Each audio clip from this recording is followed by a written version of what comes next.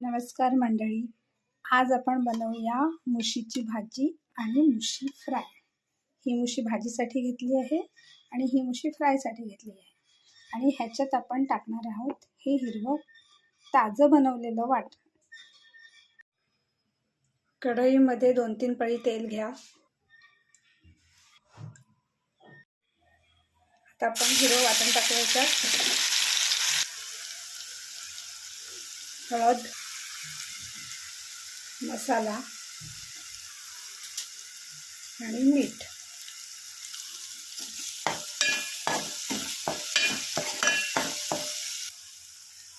Tomato टाकूया।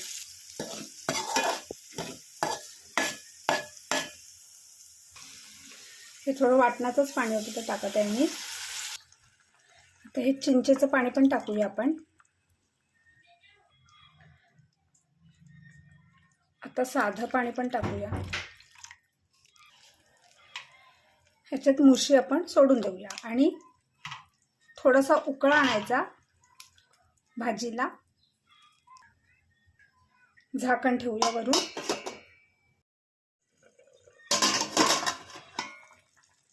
तुम्ही बघू शकता मुशीची भाजी आपली रेडी झालेली आहे। ही जास्त उकळून घ्यायची नाही। रेडी आहे आपली भाजी।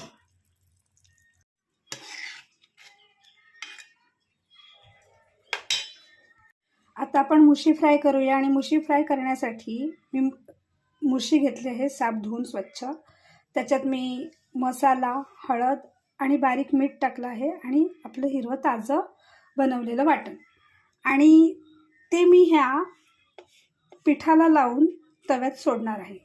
हे तांदळाचं पीठ आणि रवा असं मिक्स घेतलं आहे। ह्याच्यात आपण हे लावायचं आणि तेलामध्ये सोडायचं आहे। हे आपण मिक्स करून घेऊया सर्व।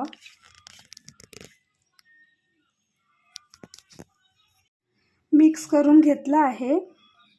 आता हे पिठामध्ये डिप करून इथे 2-3 पळी तेल घेतलं आहे, त्यात मी आता सोडत आहे।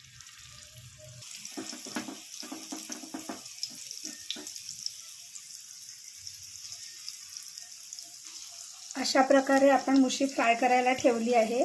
आणि इथे मी एक टिप्स देईल की जेव्हा आपण मच्छीचं जेवण बनवतो, भाजी किंवा फ्राय, तेव्हा आपण वाटण हे ताजंच बनवायचं। बरेच लोक वाटण बनवून ठेवतात, पण मला असं वाटतं की थोडं लसूण सोलून ठेवलं आणि वेळेवर जर वाटण केलं तर त्या वाटणाचा स्वाद खूप चांगला असतो। आता आपण मुशी पलटी करूया। मुशी सर्व पलटी करून घेतली आहे। असे 1-2 वेळा पलटी करायचं, मग आपली मुशी रेडी होईल। मुशी फ्राय करत असताना गॅस मीडियम आचेवरच ठेवावा। पुन्हा पण एकदा पलटी करूया। बघा, अशी व्हायला पाहिजे मुशी फ्राय। असा कलर यायला पाहिजे मुशी फ्रायला। आणि आता खालून ती फ्राय होत आहे, त्यामुळे मंद आचेवर आता ठेवून फ्राय केली तरी चालेल। आता आपली मुशी पूर्ण फ्राय झालेली आहे।